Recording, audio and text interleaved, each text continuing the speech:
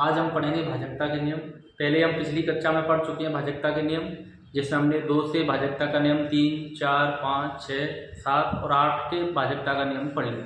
अगला नियम है हमारा 9 से भाजकता का नियम। तो 9 से भाजकता का नियम क्या है? ये बिल्कुल जैसे हमने 3 से भाजकता का नियम पढ़ा था, जिसमें हमने किया था कि संख्या के अंकों का योग और अंकों के योग को हमने 3 से विभाजित किया। अगर उसमें विभाजित हो गया तो वो पूरी संख्या भी 3 से विभाजित थी।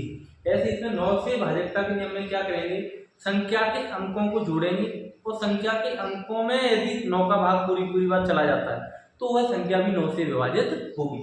तो इसमें लिखेंगे कि संख्या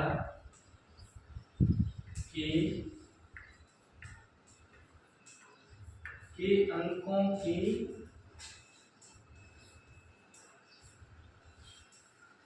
योग में पूरी बार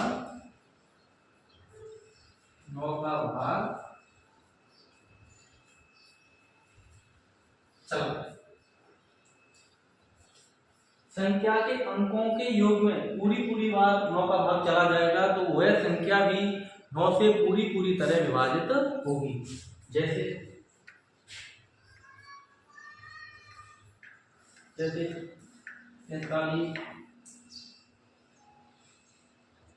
देखो 4 और 7 कितने होते 11, 11 6 17, 17 और 28 26, 26 और 27, तो 27। इनको सबको जोड़ेंगे 4 7 6 9 1, ये हो गए 27।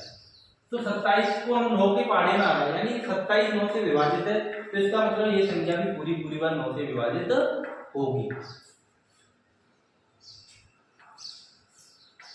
अगला भाजकता का नियम है 10 का। तो 10 से भाजकता का नियम सबसे सरल है। इसमें क्या है कि इकाई अंक 0 होना चाहिए। इसमें क्या है, बस इससे सरल कोई नहीं है। किसी भी संख्या का इकाई अंक 0, अगर इकाई अंक जिसका भी 0 है वह 10 से विभाजित हो जाएगी। कोई भी संख्या ले लो, ये तो सबको पता होगा। जैसे 10, इसमें 0 आ गया इकाई अंक, कोई भी ले लो। 240, इसमें भी इकाई 0।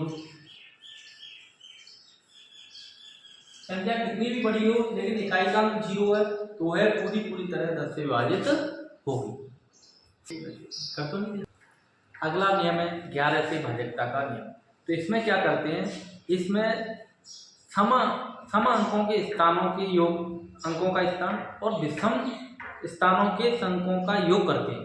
तो इसमें क्या करते हैं, उन दोनों का योग करेंगे अलग अलग। जैसे पहले इकाई को छोड़कर दाई के सैकड़ा, यानी एक के बाद एक सीरीज बनाएंगे और ऊपर दोनों तरफ सीरीज बनाएंगे।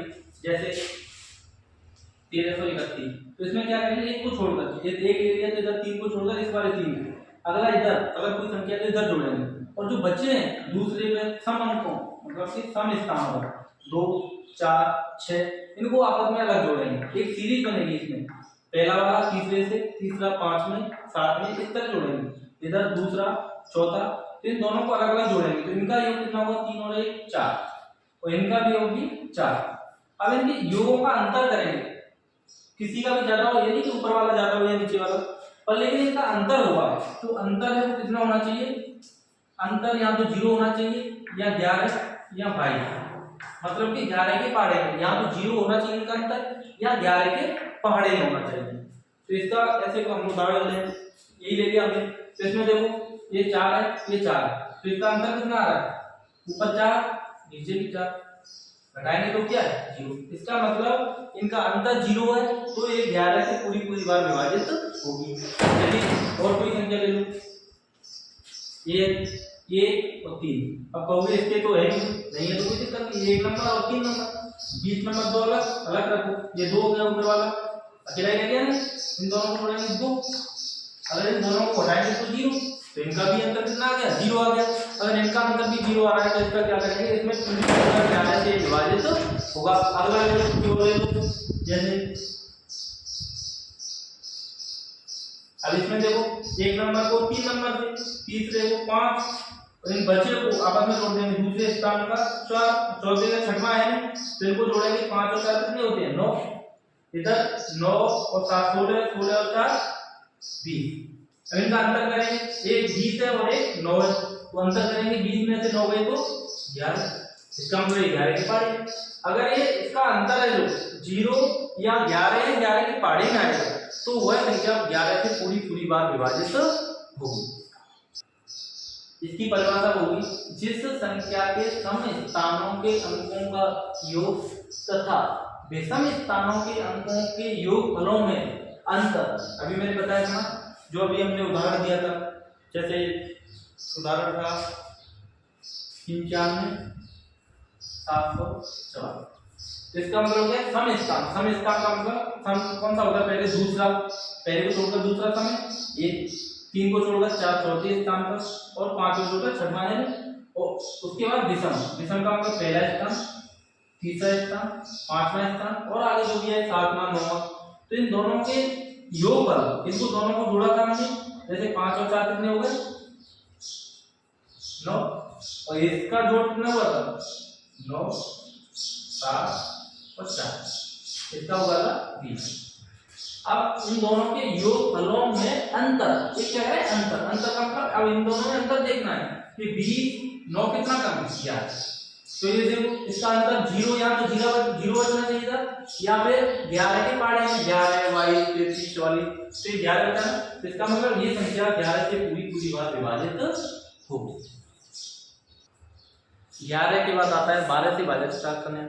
वैसे 12 का भाजकता का नियम ज्यादा काम नहीं पड़ता, लेकिन हम अगर पता करें तो देखिए 12 क्या है, 12 को अगर हम उसमें गुणनखंड में तोड़े तो इसका क्या है 4 गुणा 3 हो सकता है, इसके गुणनखंड में 4 गुणा 3 हो रहा है, तो इसका मतलब जिस संख्या में जो भी संख्या आएगी इसमें 4 का पहाड़े का नियम और 3 के पहाड़े का नियम दोनों एक साथ लागू हो जाएंगे, तो संख्या में 4 12 से भी विभाजित हो जाएगा। अगर कोई संख्या हमें 12 से चेक करनी है कि 12 से विभाजित हो रही है कि नहीं, तो इसके लिए हम क्या करेंगे, एक तो 3 के पहाड़े का नियम पढ़ेंगे कि उनके सभी संख्याओं के सभी अंकों को जोड़ेंगे, उसमें 3 से विभाजित करेंगे, यदि वो पूरी बार विभाजित हो जाती है उसके बाद लास्ट के 2 अंक देखेंगे, क्योंकि 4 का पहाड़ा क्या होता है 2 अंक, तो लास्ट के 2 अंक में 4 का भाग जाना चाहिए और सभी संख्याओं के सभी अंकों का योग 3 से विभाजित होना चाहिए, जो भी संख्या होगी उसमें 12 से विभाजित हो जाएगी।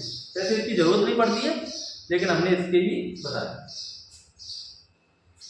अगला नियम है 13 से भाजकता का नियम।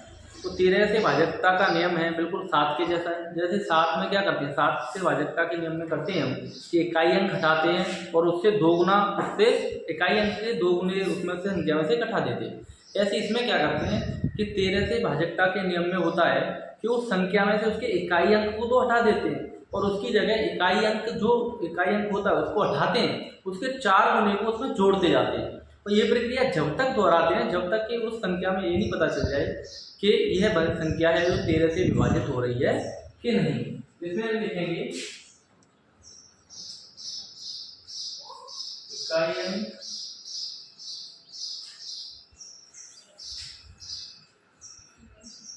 इकाई अंक को हटाकर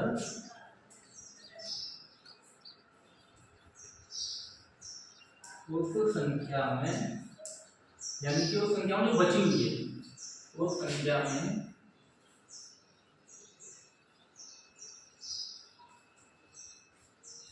इकाई अंक के 4 गुने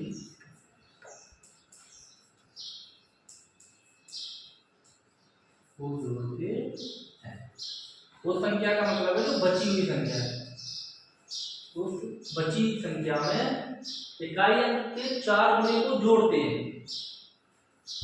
यह है प्रक्रिया जब तक दोहराते हैं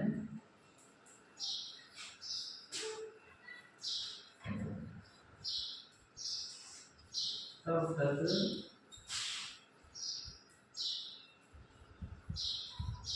आसानी से पता न चले। आसानी से उदाहरण लेते हैं, जैसे 11,648। तो देखिए इसमें क्या करते हैं कि इकाई अंक को हटाकर, तो पहले हमने इकाई अंक हटा दिया, इकाई अंक क्या है उसको हटाकर उस बची संख्या में इकाई अंक के 4 गुने को जोड़ते हैं। तो इकाई अंक कितना है, इसका 4 गुना कितना हो जाएगा 32। तो 4 गुने को जोड़ते हैं किसमें, जो बच रही है, अब ये संख्या बच रही है तो इसमें हम क्या करते हैं इसको जोड़ देंगे, जोड़ेंगे तो कितना हो जाएगा 4 और 2 6, 6 और 3 9 और 11।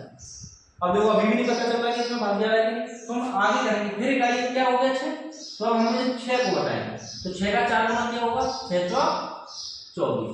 तो अब हम इसमें से बची हुई 24 घटाएंगे, जोड़ेंगे तो फिर जोड़ो 9 और 4 कितने हो जाएंगे 13 की 3 हासिल है 1 और 2 3 1 हासिल का 4 और 1। अभी भी नहीं पता चल रहा हमें, वैसे हम पता चला सकता है ना यार 13 1 हासिल, लेकिन हम और आगे देख तो फिर क्या है अब घटाएंगे 3 का 4 गुना 3 का 4 कितना होता है। अब बची संख्या 12 से जोड़ दो इसमें, तो 12 इसमें जोड़ दो कितने हो जाएंगे 14 और 12 26। अब देखो 26 अपन को पता है ना 13 के बारे में होता है 13 दूनी 26। इसका मतलब ये जो बची संख्या वो 13 से विभाजित है, तो इससे बनी पूरी संख्या भी 13 से विभाजित होगी।